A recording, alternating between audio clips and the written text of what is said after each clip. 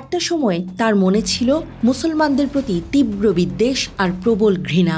বলবীর সিং ছিলেন হিন্দু ধর্মান্ধ জনতার একজন, যারা 1992 সালের 6 ডিসেম্বর 16 শতকে নির্মিত বিখ্যাত বাবরি মসজিদ ধ্বংস করেছিলেন।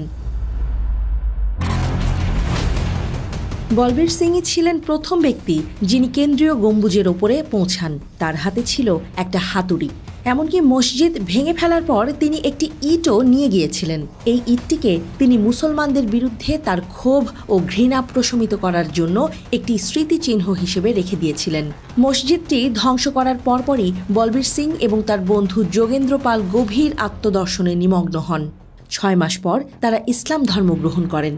বলবীর সিং, যিনি এখন মোহাম্মদ আমির নামে পরিচিত, বাবরি মসজিদ ধ্বংসে অংশগ্রহণের প্রায়শ্চিত্ত হিসেবে 100টি মসজিদ নির্মাণের শপথ করেছিলেন।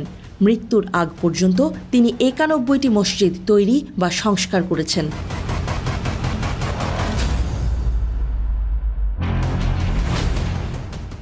আনাদোলু এজেন্সির সাথে কথা বলার সময় বলবীর সিং বলেছিলেন তিনি মসজিদটি ভাঙার জন্য উৎসাহের সাথে যোগ দিয়েছিলেন, কারণ তখন তিনি মুসলমানদের প্রতি ঘৃণায় উন্মাদ হয়ে গিয়েছিলেন। তিনি বলেন, আমি বাবরি মসজিদের জায়গায় ভগবান রামের নামে মন্দির তৈরি করার প্রতিশ্রুতি দিয়েছিলাম। ভুল বুঝতে পেরে আমি 100টি মসজিদ নির্মাণ করে আমার পাপ ধুয়ে ফেলার প্রতিশ্রুতি দিয়েছি। হিন্দু কট্টরপন্থী সংগঠনের পৃষ্ঠপোষক রাজনৈতিক দল শিবসেনার সদস্য ছিলেন সিং। তিনি জানান, তিনি রাজধানী দিল্লি সংলগ্ন হরিয়ানা রাজ্যের পানিপথ শহরে নিয়মিত RSS মহড়া এবং প্রশিক্ষণ প্রোগ্রামে যোগ দিতেন। সিং বলেছিলেন, মসজিদ ধ্বংসের পরপরই তার মাঝে আত্মোপলব্ধি হয়। পরে তিনি যোগেন্দ্র পালের মাধ্যমে মাওলানা করিম সিদ্দিকীর সংস্পর্শে আসেন। তার আচরণ এবং বোঝার উপায় বলবীর সিংকে আত্ম অনুসন্ধানের দিকে পরিচালিত করে। 1993 সালের 1 জুন তিনি ইসলাম গ্রহণ করেন।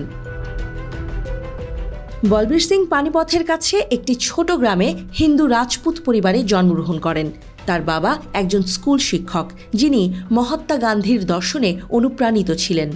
সিং বলেছেন, তার বাবা ভারতের স্বাধীনতার পরপরই রক্তপাত এবং বড় আকারের সহিংসতায় বিরক্ত হয়েছিলেন এবং এলাকার মুসলমানদের সাহায্য করার জন্য তার যথাসাধ্য চেষ্টা করেছিলেন।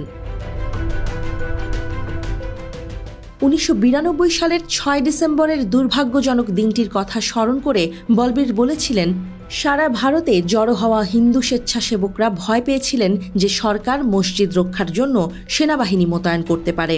মসজিদের আশেপাশে কোনো কার্যকর নিরাপত্তা ছিল না এবং এটি মানুষকে উৎসাহিত করেছিল। মসজিদ ধ্বংস করার পর তারা ফিরে এলে তাদেরকে নায়কের মতো স্বাগত জানানো হয়েছিল। কিন্তু বলবীর সিং যখন বাড়িতে পৌঁছেন, তার পরিবারের প্রতিক্রিয়া তাকে হতবাক করে। প্রচণ্ড নিন্দা করে পরিবারের সদস্যরা। তার সব উচ্ছ্বাস উবে যায়, বাড়িতে জায়গা হয় না তার।